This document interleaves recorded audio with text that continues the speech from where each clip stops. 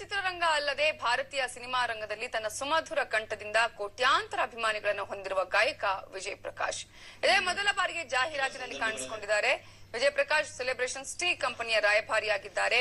Vijay Prakash birthday ದಿನವೇ celebrations tea ಮಾರುಕಟ್ಟೆಗೆ ಪರಿಚಯಿಸಿದೆ.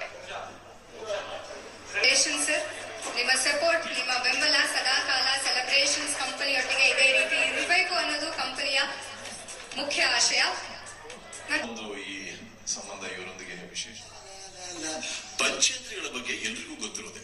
ಆ ಪಂಚೇಂದ್ರಿಯಗಳು ಒಂದು ಚಹಾದಲ್ಲಿ ಅಡಿಗೆವೆ ಅಂದ್ರೆ ನಂಬ್ತೀರಾ? ಸಿಟಿಸಿ ಕಣಗಳ ಗುಣಮಟ್ಟ ಸ್ಪರ್ಶದಲ್ಲಿ ಗೊತ್ತಾಗುತ್ತೆ.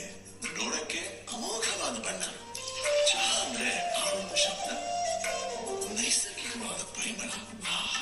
ಇನ್ನು ಉಳಿದಿರೋದು ಸ್ವಾದ. ಈ ಪಂಚೇಂದ್ರಿಯಗಳಿರೋ ಟೀನೆ ಸೆಲೆಬ್ರೇಷನ್ಸ್ ಟೀ. ಜೀವನದಲ್ಲಿ ಏನೇ ಬರಲಿ ಪ್ರತಿನಿತ್ಯ ಸಂಭ್ರಮಿಸಿ.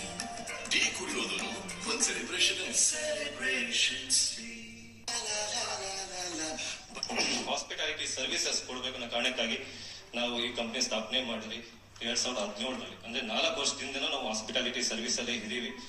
ದೊಡ್ಡ IT ಕಂಪನೀಸ್ಗೆ ಕ್ಯಾಟರಿಂಗ್ ಹಾಗೆ ಕೆಫೆ ಸರ್ವಿಸಸ್ ಮಾಡ್ತಾ ಟೀ ಬಗ್ಗೆ ಆಗ ಕಲ್ತಂತ ಬುದ್ಧಿಯಲ್ಲಿ ಲಾಕ್ಡೌನ್ ಅಲ್ಲಿ ತಿಂದಂತ ವಧೆಯಿಂದ ಆದಂತ ಲಾಸ್ ನಿಂದ ನಾವು ಫೆಲಿಗೋಸ್ ಅಲ್ಲಿ ಸೆಲೆಬ್ರೇಷನ್ಸ್ ಟೀ ಅಂದ್ರೆ ಟೀ ಪೌಡರ್ ಅಲ್ಲಿ ಒಂದು ಪ್ರಾಡಕ್ಟ್ ನ ಲಾಂಚ್ ಮಾಡ್ತೀವಿ.